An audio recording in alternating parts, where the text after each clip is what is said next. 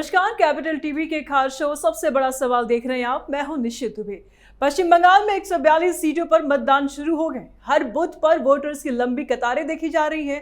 इस बार वोटिंग को लेकर मतदाताओं में भी काफी उत्साह नजर आ रहा है। साथ ही सुरक्षा कर्मियों की भी तैनाती देखी जा रही है और ऐसी ही तस्वीरें भवानीपुर से भी सामने आ रही है। यहाँ ममता बनर्जी और बीजेपी से शुभेंदु अधिकारी चुनावी अखाड़े में है। इस पर चर्चा के लिए हमारे साथ स्टूडियो में मौजूद हैं कैपिटल टीवी के editor in chief doctor Manish Kumar. बहुत बहुत स्वागत है सर आपका। धन्यवाद। पहली फेज की तरह सर इस बार भी बम्पर वोटिंग होगी। देखिए, वो सवेरे सवेरे जिस तरह की लाइन लगी हुई है उससे तो यही लग रहा है कि वोटिंग जो है बहुत ज्यादा होने वाली है। और ये जो फेज है ममता बनर्जी के लिए करो या मरो की कहानी है। और जो जानकारी आई रात भर सीआरपीएफ और सेंट्रल फोर्सेस की तरफ से कार्रवाई चलती रही। वो डराने धमकाने वाले गैंग्स, उनके ऊपर गिरफ्तारी, बड़े बड़े चेहरों को जो है बकायदा सीआरपीएफ ने उसे अपने कब्जे में ले लिया। ये खबर टीएमसी के लिए अच्छी नहीं है। जिस तरीके से पहले फेज के बाद से तमाम बमबाजों को, गुंडों को, धमकाने वाले लोगों को पकड़ पकड़ के बंद किया जा रहा था, जिस तरीके से जो उस तरह के पुलिस वाले जो टीएमसी के वर्कर के रूप की तरह काम करते थे उनको भी बकायदा रास्ता दिखाया गया। सबसे बड़ी चीज क्या है जो आज के इस चुनाव में कि जो पोलिंग बूथ है, पोलिंग बूथ के आसपास 100 मीटर के दायरे में बंगाल की पुलिस नजर नहीं आ रही है। उनको कहा गया बाहर ही रहो। पिछले चुनाव में क्या होता था, बंगाल पुलिस पोलिंग बूथ पे और समुंदर की तरफ रास्ता दिखा दिया। जहां कोई नहीं है वहां जो है वहां के पुलिस अधिकारी वो भेज देते थे।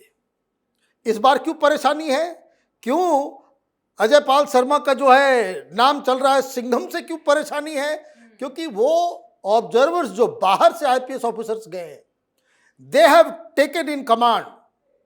कौन कहां डिप्लॉय होगा, कौन कहां क्या करेगा, और पल पल की खबर, हर जगह वॉर रूम, सीआरपीएफ का अपना वॉर रूम, बीएसएफ का वॉर रूम, हर जगह इलेक्शन कमीशन के द्वारा वॉर रूम्स बनाए गए हैं। और जहां सीधे सीधे सीसीटीवी कैमरास का जो है वो लिंक, ऐसा लग रहा है कि चुनाव नहीं कोई युद्ध चल रहा है।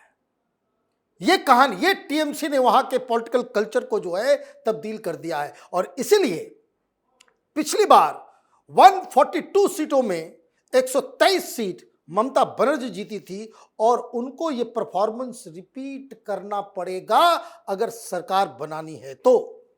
जो होता दिख नहीं रहा, क्योंकि महिलाएं सवेरे सवेरे पहले ही वही आ गई। जिस तरीके से फर्जी वोटर फर्स्ट फेज में नहीं हुआ, आज भी शाम तक ये उम्मीद करनी चाहिए कि शक्ति की वजह से वो छापा नहीं पड़ेगा, वो टीएमसी वाले बूथ को लूट नहीं पाएंगे।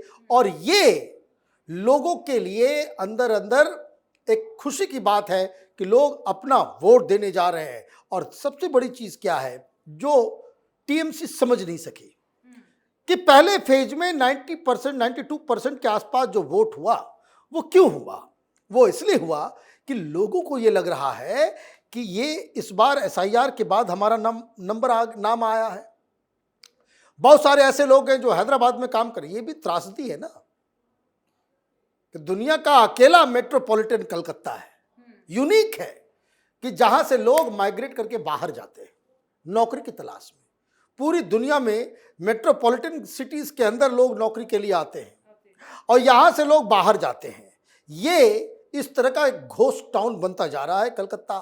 वहां बूढ़े माँ बाप रहते हैं, सारे बच्चे जो है वो बाहर नौकरी के लिए गए हुए हैं। तो ये जो लोग बाहर से भी आ रहे हैं कि उनका पहली बार एसआईआर के बाद ये चुनाव हो रहा है, अभी अभी आपका इलेक्शन कार्ड बना है, लोगों के अंदर ये खौफ है कि अगर इस बार वोट नहीं दोगे तो आगे चल करके दिक्कत होगी, फिर एसआईआर होगा तो फिर आपका नाम वोट से जो है वो कट सकता है।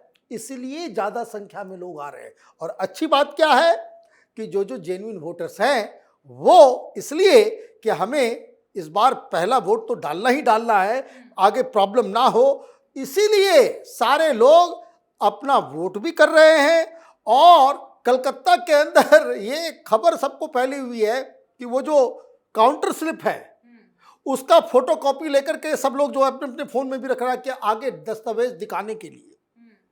अब इस वजह से वोटिंग परसेंटेज बढ़ रहा है। अब वोटिंग परसेंटेज इसलिए पहले फेज में बढ़ा और आज भी यही उम्मीद लगाई जा रही है कि लोग अपने मन से स्वेच्छा से लाइन में लगेंगे, वोट करेंगे, तो फर्जी वोटर्स जो है, फर्जी वोटिंग जो पहले टीएमसी कराती थी वो नहीं हो पा रहा है। तो पहली चीज तो ये। दूसरी चीज, रोका जा सकता है बमबाजी और ये, उसके लिए सेंट्रल फोर्स जो है उसने कड़ाई कर दी है।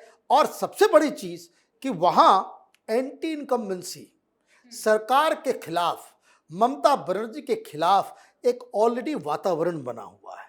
ये महिलाओं की लाइनें बता रही हैं। और ये बहुत ज्यादा नुकसानदेह होने वाला है। अब एक बात और समझने की कि जो बहुत ही ज्यादा इंपॉर्टेंट है, और वो ये है कि आपने महिलाओं का नाम लिया, महिलाएं बहुत ज्यादा नाराज हैं ममता बनर्जी से। ममता बनर्जी, सुरक्षा, गुंडागर्दी, टोलाबाजी, सिंडिकेट।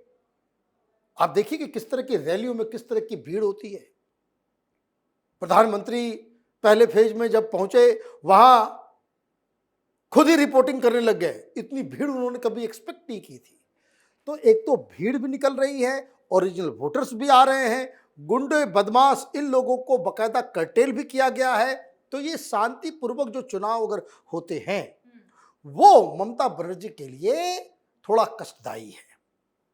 एक बात और मैं बता दूं कि तमाम लोग इस बात को कह रहे हैं कि ममता बनर्जी 123 सीट जीत गई, ममता बनर्जी का गढ़ है।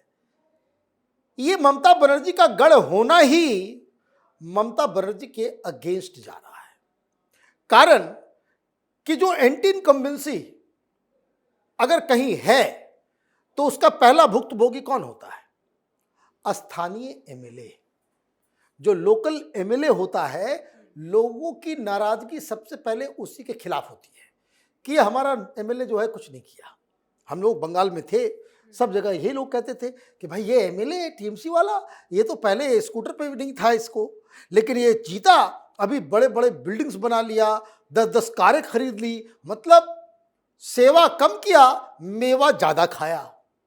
तो एक गुस्सा स्थानीय नेताओं के खिलाफ जो है, नेता स्थानीय जो एमएलए होता है, तो आपकी संख्या इतनी ज्यादा है तो 123 सीटों के ऊपर वो एंटी इनकम्बेंसी काम करेगा। ये एंटी इनकम्बेंसी जो है वो काम करेगा। तो ये अपने आप में एक बहुत बड़ी समस्या ममता बनर्जी के लिए है। और भवानीपुर से भी आप देखिए जिस तरह की रिपोर्ट्स आ रही हैं कि आपने गलत ट्रैक आपने अपना लिया, इनसाइडर आउटसाइडर।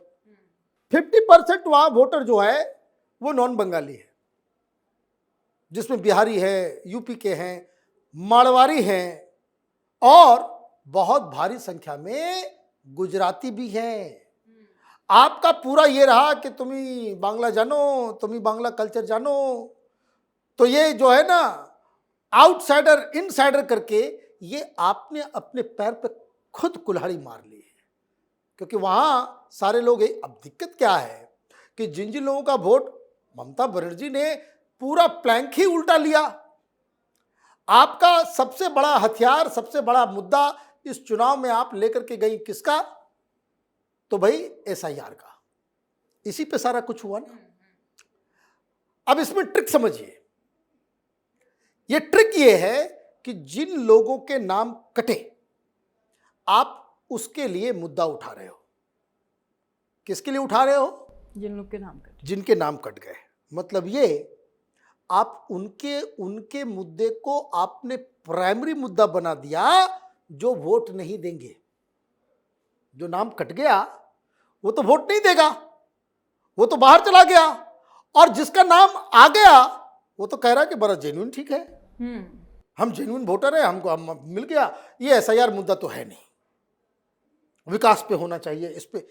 तो आप ये देखिए कि एसआईआर की वजह से बहुत सारी समस्याएं हो रही। न सिर्फ आपका पूरा का पूरा यही गलती बिहार के अंदर राहुल गांधी ने किया। तेजस्वी यादव ने किया।